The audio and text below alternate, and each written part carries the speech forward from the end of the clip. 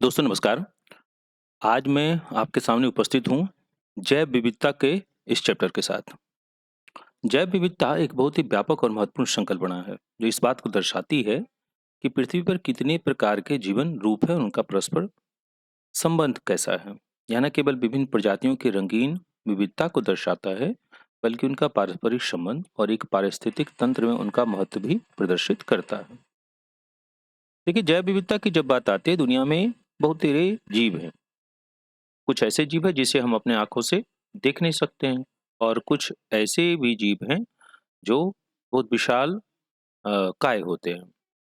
इसलिए हमारे पास जो जीवों की एक लंबी श्रृंखला है, उस श्रृंखला को जानना ही जैव विविधता का असल स्वरूप है कि उसमें किस प्रकार जीव रहते हैं और प्रत्येक जीव की कैसी अपनी-अपनी महत्वपूर्ण भूमिका है इस पूरे चक्र को चलाने में। आइए आज हम लोग चर्चा करते हैं इसी संबंध में। देखिए, जैव विविधता के महत्व की जब बात की जाए तो इसमें जीवन का आधार, पारिस्थितिक संतुलन और औषधीय गुण, ये 3 महत्वपूर्ण बात है। पहले जीवन का आधार। अगर जैव विविधता पृथ्वी पर जीवन के विभिन्न स्वरूपों को प्रदान करती है, यह हमारी खाद्य, जल और हवा की आपूर्ति के लिए बहुत ही महत्वपूर्ण है। जैव विविधता को संरक्षित करना न केवल पर्यावरण की रक्षा के लिए महत्वपूर्ण है, बल्कि मानव जाति के लिए भी वह प्रासंगिक है। उसी तरीके से अगर पारिस्थितिक संतुलन की बात की जाए, तो जैव विविधता पारिस्थितिक तंत्र को संतुलित करने में मदद करती है। विभिन्न प्रजातियों के बीच की अंतरक्रिया पर्यावरण को स्वस्थ और संतुलित बनाए रखने में मदद करती है। जैव विविधता के घटने से पारिस्थितिक तंत्र अस्थिर हो जाता है, जिससे प्रकृति और मानव जाति दोनों को नुकसान हो सकता है। कहने का तात्पर्य, अब बात करें कि अगर जीवन में की जो विविधता है, विभिन्न प्रकार के जीव है, अगर वो विलुप्त हो जाते हैं तो एक कड़ी टूटती है। उससे आहार श्रृंखला प्रभावित होता है, आहार जाल प्रभावित होगा। तो इसलिए पारिस्थितिक संतुलन जो है, उस पे प्रभाव पड़ना लाज़मी है। और तीसरा है औषधीय गुण। अगर जैव विविधता हमारे औषधीय संसाधनों का भी महत्वपूर्ण स्रोत है। वनस्पतियों और जीवों में कई उपयोगी गुण होते हैं जो विभिन्न बीमारियों के इलाज में मदद कर सकते हैं। इसलिए जैव विविधता का संरक्षण बहुत ही महत्वपूर्ण है ताकि इन संसाधनों को भविष्य के लिए सुरक्षित रखा जा सके। अगर जैव विविधता के घटक की बात की जाए तो 3 महत्वपूर्ण घटक होते हैं। पहला है आनुवंशिक विविधता, दूसरा है प्रजातीय विविधता और तीसरा है पारिस्थितिक विविधता।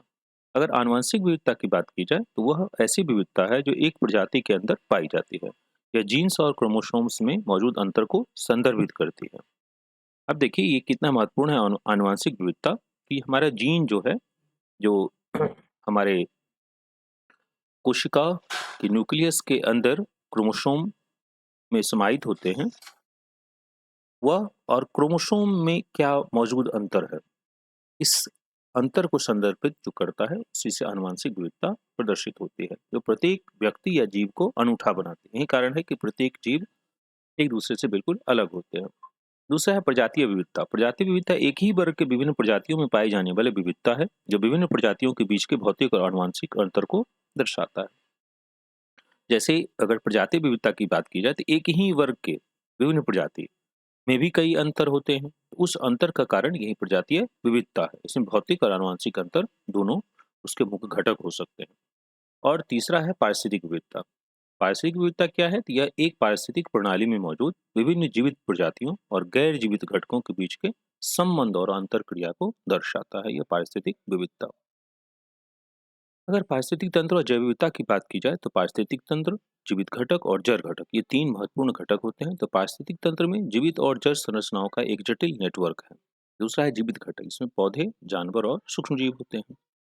और तीसरा हमारा है जड़ घटक, इसमें मिट्टी, पानी, वायु और खनिज होते हैं। ये देखिए, पारिस्थितिक तंत्र जीवित और जड़ घटकों का एक अंतर संबंधित नेटवर्क है, यानी जीवित है। और जड़ घटक जो इसे मिट्टी, पानी, वायु और खनिज, उसके बीच का एक अंतर संबंधित, यानी एक दूसरे पर वह निर्भर करता है। यह जैव विविधता को बनाए रखता है और पोषण चक्र, उत्पादन और पुनर्प्राप्ति जैसी महत्वपूर्ण प्रक्रियाओं को संचालित करता है। जैव विविधता और पारिस्थितिक तंत्र एक दूसरे पर निर्भर है और एक दूसरे को प्रभावित करते हैं। ये महत्वपूर्ण घटक हो गए पारिस्थितिक तंत्र, जीवित घटक और जड़ घटक। ये 3 पारिस्थितिक तंत्र और जैव विविधता को प्रभावित करते हैं। अब देखिए, जीवन के जो विविध रूप है, इसमें समृद्ध जलीय जीवन, विविध वन्य जीव और साथ साथ विविध वनस्पति। आप देख रहे हैं, ये पहला फिगर जो है समृद्ध जलीय जीवन। जल में जो जीव रहते हैं, उसमें मछली है, कवच प्राणी है, सरीसृप है, जलीय पादप है, ये सब पाए जाते हैं। ये जीवन रूप समृद्ध जैव विविधता को प्रदर्शित करते हैं और पारिस्थितिकी तंत्र को संतुलित रखने में महत्वपूर्ण भूमिका अदा करते हैं। दूसरा है विविध वन्यजीव। यह वन क्षेत्रों में विविध प्रजातियों के पक्षी, स्तनधारी, सरीसृप और कीट पतंगों होते हैं। ये प्राणी पारिस्थितिक तंत्र के महत्वपूर्ण अंग हैं और पर्यावरण की सुरक्षा के लिए आवश्यक है। तीसरा है विविध वनस्पति। पृथ्वी पर विभिन्न प्रकार की वनस्पतियां पाई जाती हैं, इनमें से कई दुर्लभ और अनूठी है। ये वनस्पतियां न केवल सौंदर्य प्रदान करती है बल्कि पारिस्थितिकी तंत्र के लिए भी बहुत ही महत्वपूर्ण होती है। अब देखिए जैव विविधता के प्रकार। इसमें जीवों की विविधता है, आनुवंशिक विविधता है और पारिस्थितिक विविधता, ये तीन प्रकार की विविधता होती है। तो जीवों की विविधता जो है, जैव विविधता में विभिन्न प्रकार के जीव शामिल होते हैं, जैसे सूक्ष्म जीव है, कीट है, पक्षी है, जंगली जानवर, वनस्पतियां हैं और भी बहुत कुछ है। इन सभी जीवों में असीम विविधताएं देखी जाती है। दूसरा है आनुवंशिक विविधता। जैव विविधता में जो आनुवंशिक विविधता भी महत्वपूर्ण है। यह एक प्रजाति के भीतर विभिन्न आनुवंशिक संरचनाओं का होना है जो उन्हें अनूठा और अलग बनाती है। और तीसरा पारिस्थितिक विविधता। ये एक क्षेत्र में मौजूद विभिन्न पारिस्थितिक तंत्र शामिल है, जैसे वन, मरुस्थल है, झील है, नदी है। ये पारिस्थितिक तंत्र यानी इकोसिस्टम जो हमारा बनता है, उसमें विशेष प्रकार की जैव विविधता को जन्म देते हैं। तो जैव विविधता के प्रकार की जब बात की जाए तो जीवों की विविधता, आनुवंशिक विविधता और पारिस्थितिक विविधता, ये तीन महत्वपूर्ण घटक हैं। अब आते हैं वनस्पति जैव विविधता। तो इसमें पादप प्रजातियां हैं, पौधों का महत्व है और संरक्षण की आवश्यकता है। तो वनस्पति जैव विविधता, पादप की जो विभिन्न प्रजातियों, हजारों पादप होते हैं, उसमें लंबे पेड़ है, घास है, फूल, फल और जड़ी बूटियां शामिल है। ये सभी पादप जंगलों, मरुस्थलों, पहाड़ों में, जलीय पर्यावरण में पाए जाते हैं। पौधा का महत्व सब जानते हैं। पर्यावरण को स्वच्छ रखने में पौधों का बहुत ही महत्वपूर्ण भूमिका होती है। ये हमें वायु को शुद्ध करते हैं, मिट्टी को संरक्षित करते हैं और जीवों के आवास प्रदान करते हैं। इसमें कई खाद्य पदार्थ होते हैं। उसके अलावा जो है दवा बनते हैं, औद्योगिक उत्पादनों के स्रोत भी है। और तीसरा संरक्षण की आवश्यकता थी। वनस्पति जैव विविधता को खतरा है, क्योंकि वन क्षेत्रों का विनाश अगर होगा, अगर पेड़ कटेंगे, जैव प्रदूषण बढ़ेगा, जलवायु परिवर्तन जैसी समस्या होगी, तो उससे क्या होगा, जैव विविधता प्रभावित होता है। तो उसमें कड़े कानून बनाने की आवश्यकता है। फिर आते हैं जानवर जैव विविधता। इसमें भी विविध प्रजातियां हैं, अनेक प्रकार के जानवर होते हैं जो अद्भुत हैं, कुछ दुर्लभ हैं। यह जानवर जैव विविधता का महत्वपूर्ण पहलू है। दूसरा है महत्व। अगर जानवर जैव विविधता पारिस्थितिक संतुलन बनाए रखने में महत्वपूर्ण भूमिका निभाती है। ये पारिस्थितिक प्रक्रियाओं को संचालित करती है, पर्यावरण को स्वच्छ रखती है और मानव जीवन के लिए आवश्यक संसाधन भी प्रदान करते हैं। क्योंकि ये जो विविध प्रजातियां हैं, अब इनका महत्व, क्योंकि सब एक दूसरे से इंटरकनेक्टेड है। जो जैसे जानवर और पेड़ पौधे दोनों एक दूसरे से इंटरकनेक्टेड है। अगर जानवर ना हो तो वनस्पतियों की संख्या बढ़ी बहुत ज़्यादा बढ़ जाएगी, और अगर वनस्पति के ना हो तो जानवर नहीं बचेंगे। इसलिए दोनों एक दूसरे से इंटरकनेक्टेड है। और तीसरा खतरा और संरक्षण। दुर्भाग्य से कई जानवर प्रजातियां वर्तमान खतरे में हैं। प्राकृतिक आवासों का क्षरण हो रहा है। वन्यजीव, अवैध शिकार और जलवायु परिवर्तन जैव विविधता के लिए गंभीर खतरा है। इसके संरक्षण और प्रयास बहुत महत्वपूर्ण है, ताकि ये प्रजातियां भविष्य में भी मौजूद रह सकें। फिर आता है जैव विविधता संरक्षण के प्रयास। तो ये प्रयास किया जाए कैसे जैव विविधता को बचाएं। तो पहला है कानूनी संरक्षण, दूसरा संरक्षित क्षेत्र और तीसरा है जागरूकता अभियान। जब अगर कानूनी संरक्षण की बात की जाए, देखिए कानूनी संरक्षण, इसमें सरकारों द्वारा जैव विविधता संरक्षण के लिए कानून बनाए गए हैं। दूसरा है संरक्षित क्षेत्र, राष्ट्रीय उद्यान और वन जीव अभयारण्य जैव विविधता को सुरक्षित रखते हैं। और तीसरा जागरूकता अभियान है, लोगों को जैव विविधता के महत्व के बारे में शिक्षित करना, यह महत्वपूर्ण है। यहाँ हमारे बच्चों, शिक्षकों, छात्र, प्रधानाध्यापक सबकी महत्वपूर्ण भूमिका हो सकती है। और जैव विविधता के संरक्षण के लिए कई प्रयास किए जा रहे हैं। सरकार ने कानून बनाया है, उससे जैव विविधता की रक्षा हो रही है। राष्ट्रीय उद्यान है, वन्य जीव है, इससे जो है बहुत ज़्यादा फायदा हो रहा है। अगर ये सभी प्रयास सामूहिक रूप से लगातार चलते रहे तो जैव विविधता को संरक्षित किया जा सकता है। फिर आते हैं जैव विविधता को सुरक्षित रखने के लिए विधियाँ क्या-क्या हैं। इसमें वृक्षारोपण है, कचरा प्रबंधन है और जागरूकता बढ़ाना है। वृक्षारोपण अगर किया जाएगा तो ये सबसे महत्वपूर्ण है। अभी हमारे यहाँ एक कार्यक्रम चल रहा है, उस कार्यक्रम का नाम है एक पेड़ माँ के नाम। कितना बढ़िया कार्यक्रम है। तो यह देखिए, वृक्षारोपण से पर्यावरण सुधरता है, पशु पक्षियों का आवास बनता है और हमारे प्राकृतिक धरोहर को बचाया जा सकता है। फिर दूसरा है कचरा प्रबंधन। कचरा का उचित निस्तारण और पुनर्चक्रण जैव विविधता को बचाने में मदद करता है। इससे जमीन, पानी और वायु प्रदूषण में कमी आती है और पर्यावरण की रक्षा होती है। और फिर जागरूकता बढ़ाना, लोगों को जैव विविधता के महत्व के बारे में शिक्षित करना बहुत जरूरी है। इससे वे प्रकृति और पर्यावरण की रक्षा के लिए जागरूक होंगे और कदम उठा सकेंगे। फिर है जैव विविधता और मानव स्वास्थ्य। जैव विविधता और मानव स्वास्थ्य के बीच घनिष्ठ संबंध है। जैव विविधता हमें नई दवाइयाँ, खाद्य संसाधन और पानी की आपूर्ति प्रदान करती है। साथ ही मानसिक स्वास्थ्य को भी यह प्रभावित करती है। जंगलों और हरित क्षेत्रों में प्रकृति के साथ संपर्क मानव को तनाव से मुक्ति देता है और उनके निजी तथा सामाजिक जीवन को सुधारता है। जैव विविधता घटने से मानव स्वास्थ्य पर प्रतिकूल प्रभाव पड़ता है, जैसे वातावरण प्रदूषण होगा, भूमि क्षरण होगा, जलवायु परिवर्तन से कई रोग उत्पन्न होते हैं। इन समस्याओं को दूर करने के लिए जैव विविधता को संरक्षित करना बहुत ही आवश्यक है। फिर है जैव विविधता और कृषि। अब देखिए, जैव विविधता और कृषि का बहुत ही गहरा संबंध है। खेती से ही जैव विविधता उसको जीवन को बचाने में मददगार होता है।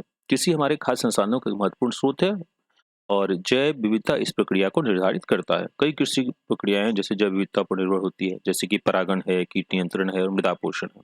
आपको पता है परागण से जो है बहुत ज्यादा फायदा होता है खेतों में अनाज के उत्पादन में। तो 40% कृषि लाइव स्टॉक, इसमें वैश्विक कृषि लाइव स्टॉक का आधार जैव विविधता पर आधारित है। अंदाज करिए 40% जो है।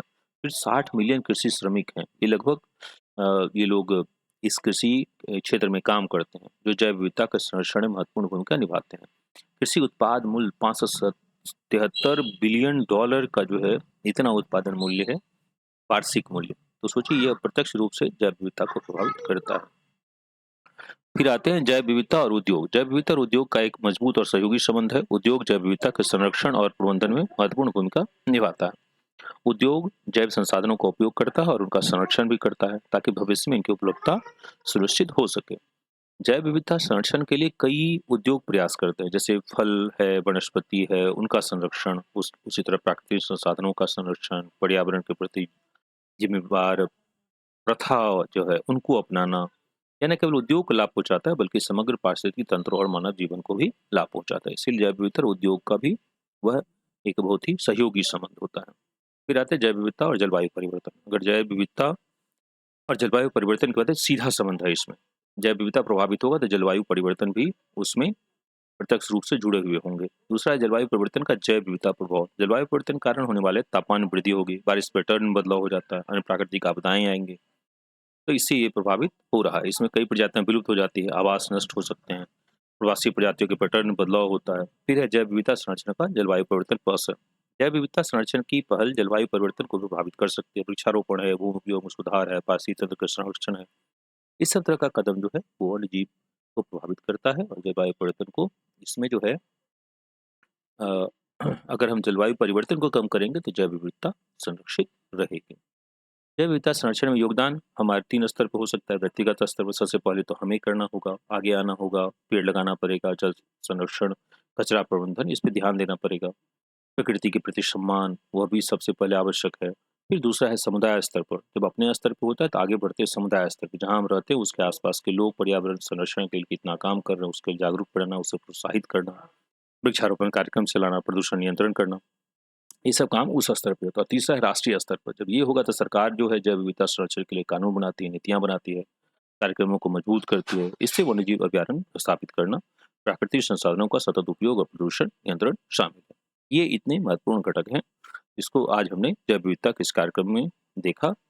फिर किसी दिन अगले दिन हम लोग और किसी दूसरे टॉपिक के साथ उपस्थित होंगे। तब तक के लिए गुड बाय। आपसे एक जाते जाते बस ये निवेदन है कि अगर आप हमारे चैनल को देख रहे हैं तो उसे जरूर सब्सक्राइब करें, साथ ही शेयर करें, कमेंट करें, लाइक करें। ठीक, बहुत बहुत धन्यवाद।